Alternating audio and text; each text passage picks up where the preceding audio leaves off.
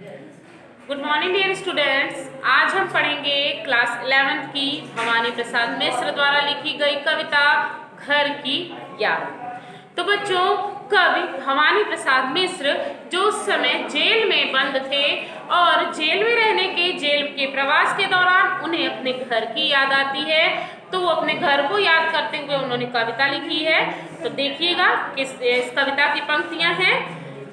क्या होता है कि कवि सावन के महीने में कारावास में रहते हुए, क्योंकि सावन का महीना है, कवि जेल में बंद है, अपने भाई और बहनों को याद करते हैं और कहते हैं कि आज पानी गिर रहा है, बहुत पानी गिर रहा है, रात भर गिरता रहा है, प्राण मन गिरता रहा है, बहुत पानी गिर रहा है, घर नजर में तिर रहा है, घर की मुझसे दूर है जो, घर खुशी का पूर है जो, घर के घर में चार भाई, मायके में बहन आई, बाप के घर हाय रे परिताप के घर, घर के घर में सब जुड़े हैं, सबकी इतने कब जुड़े हैं, चार भाई चार बहने, भुजा भाई प्यार बहने।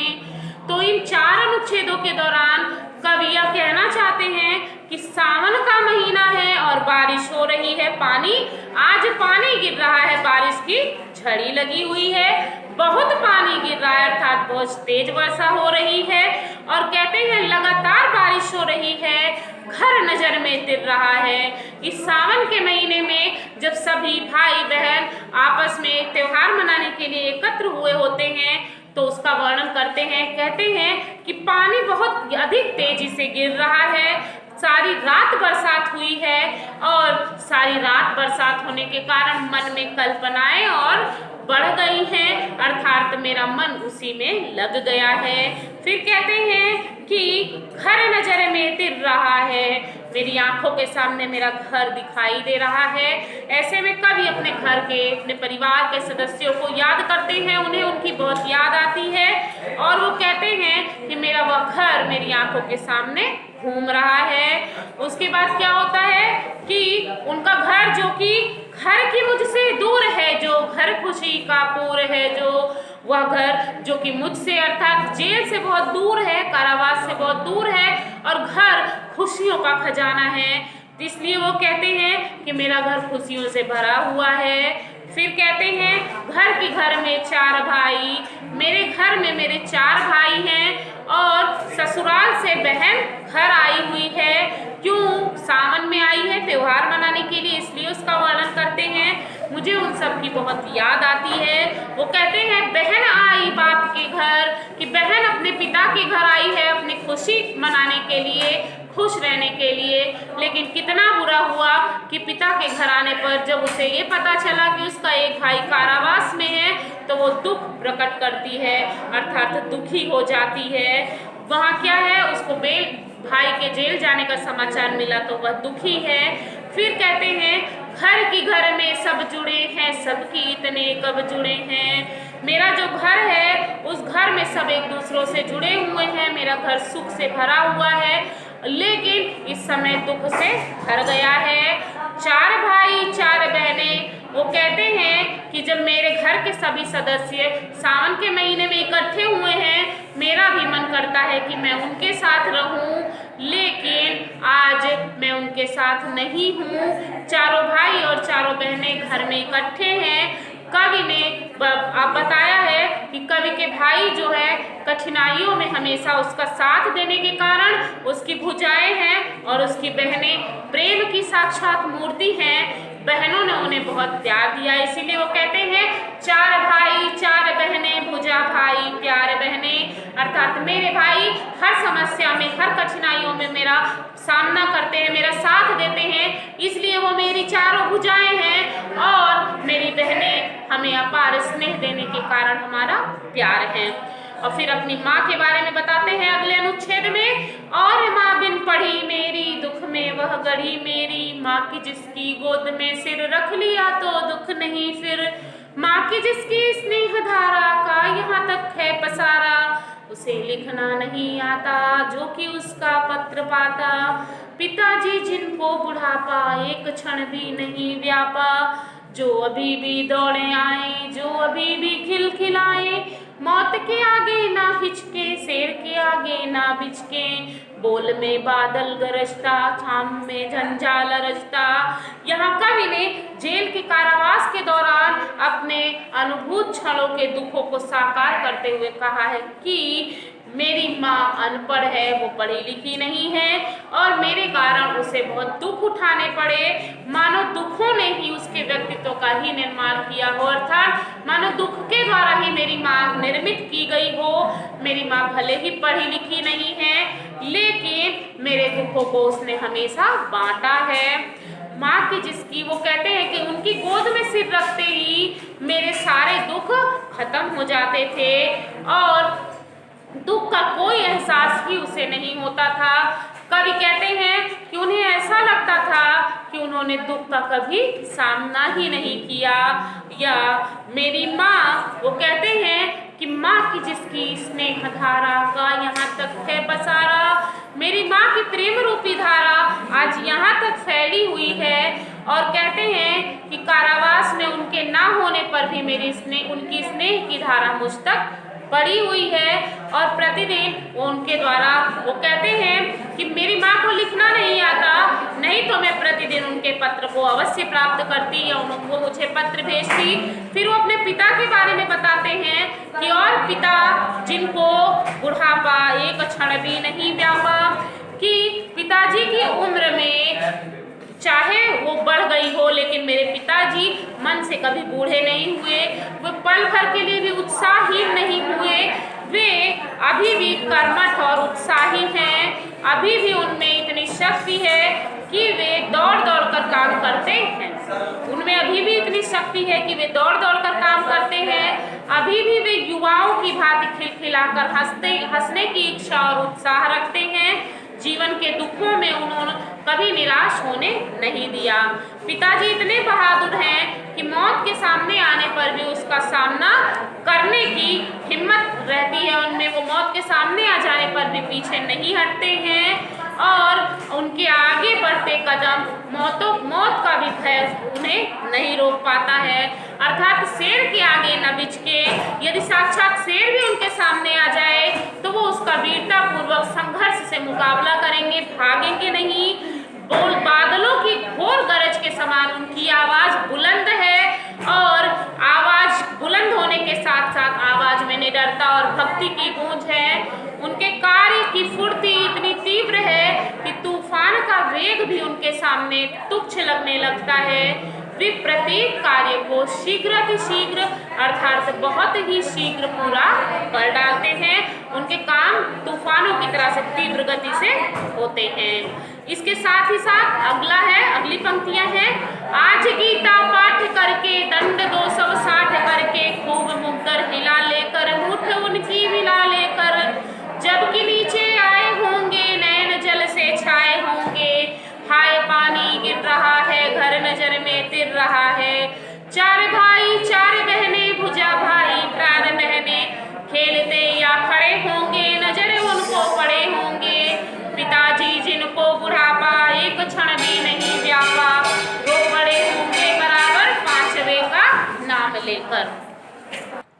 यहाँ कवि जेल के कारावास के दौरान सावन के महीने में बरसते पानी को देखकर अपने स्नेहिल पिता का स्मरण करते हुए कहते हैं कि आज गीता पाठ करके, कि आज लगातार वर्षा की झड़ी लगी हुई है, पिताजी मुझे याद कर रहे होंगे। हमेशा की तरह उन्होंने अपनी दिनचर्या का आरंभ गीता के पाठ से किया होगा और दंड 260 करके उसके बाद 260 बार दंड बैठक लगाई होगी, खूब मुकद्दर हिला लेकर, फिर उसके बाद मुकद्दर हिलाकर उसकी मूठ मिलाई होगी, फिर जबकि नीचे आए होंगे, उसके बाद जब व्यायाम करने के बाद वे नीचे आए होंगे, नैन जल से छाए होंगे तो उनकी आंखें आंसुओं से छा गई होंगी, अर्थात उनकी आंखों में मेरे लिए आंसू आ गए होंगे। और फिर कहते हैं कि अपने पिता को याद करते हुए कवि भी भाव विभोर हो जाते हैं और बार बार बरसते हुए पानी को देखते हैं और घर को याद करके व्याकुल होने लगते हैं। फिर कहते हैं कि बार बार उनके पिता का चेहरा उनकी आंखों के सामने घूमने लगता है। कवि कहता है कि मेरे 4 भाई हैं और मेरी 4 बहनें हैं, वे सब भाई संकट के समय, आवश्यकता के समय मेरी भुजाओं के समान और मेरी बहनें उनकी मेरे प्रेम के समान है, स्नेह के समान है। तो वो कहते हैं कि वो इस समय वर्षा के मौसम में या तो खेल रहे होंगे या खड़े होकर प्राकृतिक सौंदर्य का आनंद ले रहे होंगे। और फिर कहते हैं पिताजी जिनको बुढ़ापा और मेरे पिताजी की नज़र जब उन पर पड़ी होगी तो वो मुझे वहाँ ना पाकर दुखी हुए होंगे, उनका चेहरा दुख में आया होगा, लेकिन वो बेचैन हुआ होगा, लेकिन मेरी कमी उन्हें बहुत खली होगी। पिताजी जो कभी मन से बूढ़े नहीं हुए, कभी हताश नहीं हुए, उनका चेहरा, उसके चेहरे पर कभी दुख की एक रेखा भी ना आने दी। आज उन्हीं की आंखों में 5वें का नाम लेकर आंसू बरसने लगे होंगे, जिन पर दुख का कोई प्रभाव नहीं होता था, वे मुझे याद कर लगातार रोते रहे होंगे। तो उसी का वर्णन यहाँ पर कवि ने किया है कि वो मुझ 5वें बेटे को याद करके आज रो रहे होंगे।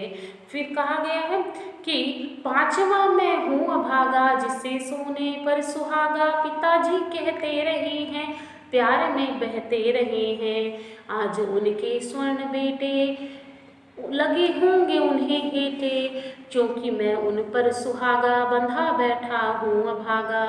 और माँ ने कहा होगा दुख कितना सहा होगा, आँख में किस लिए पानी, वहाँ अच्छा है भवानी।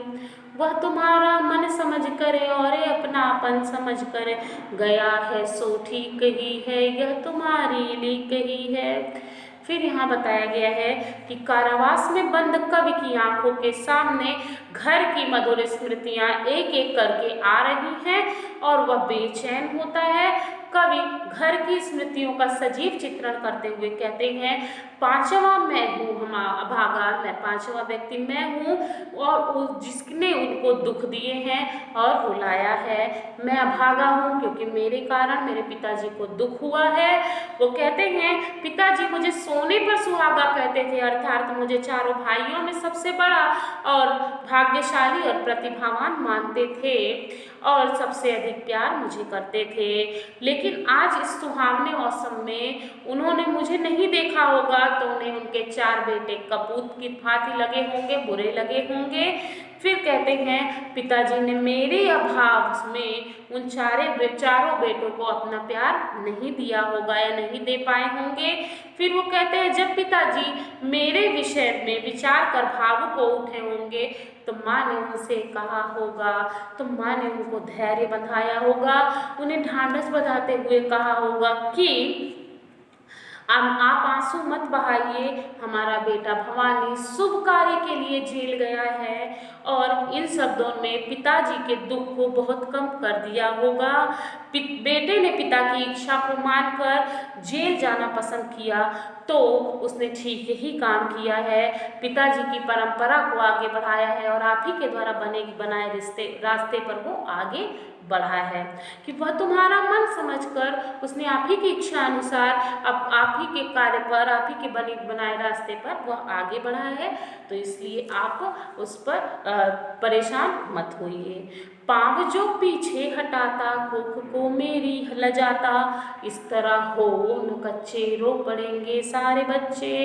पिताजी ने कहा होगा हाय कितना सहा होगा, धीर में खोता कहाँ हूँ, हाय मैं रोता कहाँ हूँ, धीर में खोता कहाँ हूँ।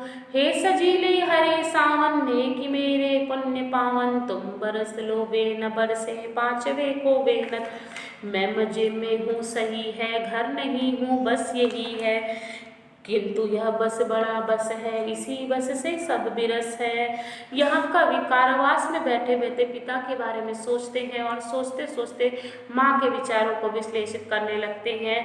वे मन में स्नेहिल माता पिता के उत्तर प्रत्युत्तर की कल्पना करते हुए कहते हैं कि और माँ ने कहा होगा कि हमारा बेटा स्वतंत्रता संग्राम आंदोलन में सक्रिय भाग नहीं लेता तो जेल जाने से पीछे हटता, तो वह मेरे दूध को, मेरी कोप को लज्जित नहीं करता। माँ बाप को यह दाग लगता या बुरा लगता, वह मेरी कोख को कलंकित करता, परंतु जेल जाकर उसने हमारे नाम को रोशन किया है। इस तरह से पिताजी को समझाया होगा ताकि वे भावुक होकर रो न पड़े, और यदि वे रोने लगे तो घर के सब प्राणी रोने लगेंगे। और माँ ने कहा होगा कि आप दुखी और व्याकुल मत होइए, मन दुखी हुआ तो सारा घर दुखी हो जाएगा। पिताजी ने माँ से कहा होगा वे रो नहीं रहे हैं। ऐसा करते हुए उन्होंने कई तरह से अपना मन समझाया होगा, और पता नहीं मन ही मन कितना दुख सहा होगा।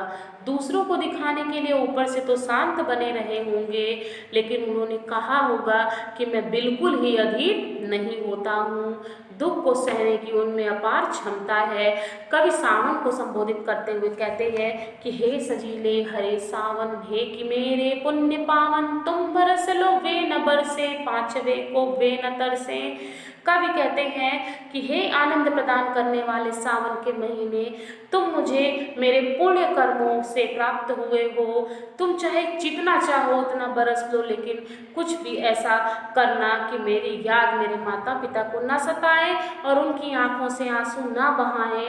वे अपने पांचवें बेटे के लिए बिल्कुल ना तरसे। उनसे कहना कि मैं यहाँ बहुत खुश हूँ, सारी सुविधाएं मुझे यहाँ उपलब्ध हैं, बस एक यही कमी है कि मैं घर पर नहीं हूँ। यही कमी है और कोई दुख नहीं है, किंतु यह कमी सबसे बड़ी कमी है। इसी कमी के कारण मुझे यहाँ रहना अच्छा नहीं लगता, किसी प्रकार की प्रसन्नता नहीं होती, वहाँ की सुख सुविधाएं सभी फीकी लगती हैं।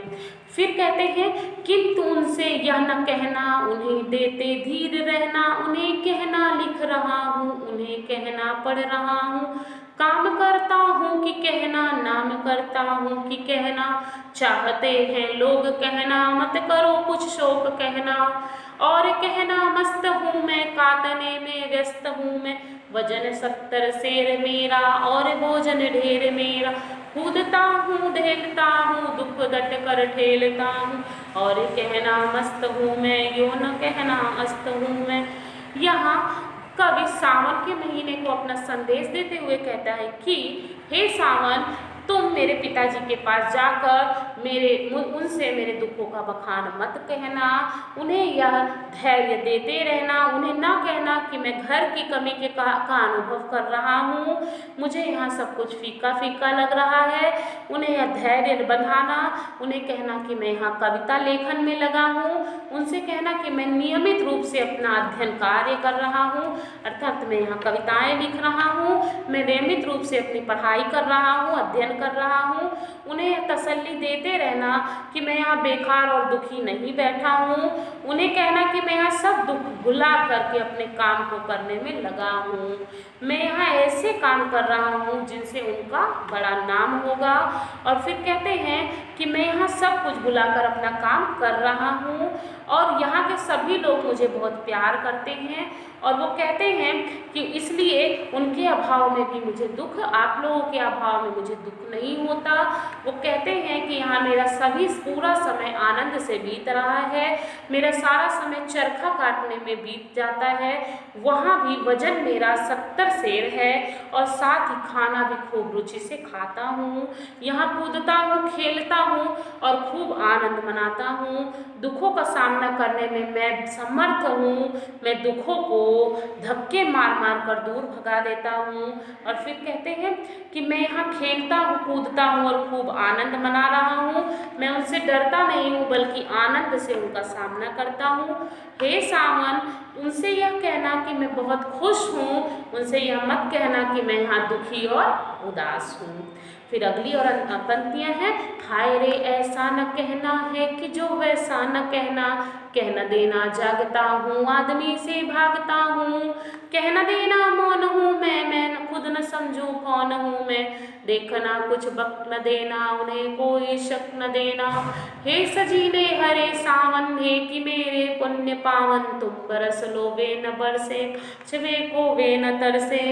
यहाँ कवि ने सावन के बादलों को संदेश वाहक बनाकर उन्हें अपना संदेश देते हुए कहा है कि हे सावन, तुम मेरे दुखी पिता को मेरी वास्तविक और मनस्थिति के विषय में कुछ भी मत बताना। अगर तुम उन्हें सच्चाई बता दोगे कि मैं दुख, तो वो दुख से पागल हो जाएंगे। उन्हें यह मत बताना कि मैं घर की को याद करते करते रात भर जागता हूँ और मैं आदमियों से अलग होकर के अकेला ही समय बिता रहा हूँ। मुझे अकेले रहकर घर की याद को याद करना अच्छा लगता है। और सावन से कहते हैं, हे सावन, पिताजी से यह मत कहना कि मैं यहाँ एकदम चुप रहता हूँ। उनसे यह भी मत कहना कि मैं इतना बदल गया हूँ कि स्वयं को ही नहीं पहचानता या स्वयं को पहचानने में भी मुश्किल हो गई है। उनके आगे किसी प्रकार की गलत सही बात मत करना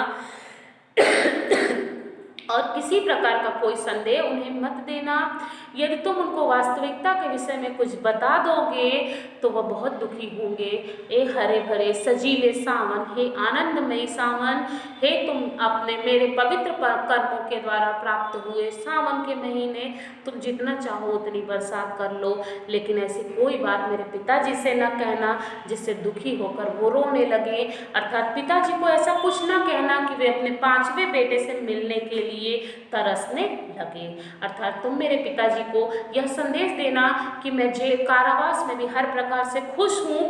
किसी भी तरह करके उनको यह संदेश ना देना कि मैं उनको याद करके अकेलेपन का अनुभव कर रहा हूँ, घर परिवार के लिए दुखी हूँ और मैं अकेला रहता हूँ और मैं खुद को भी नहीं पहचानता।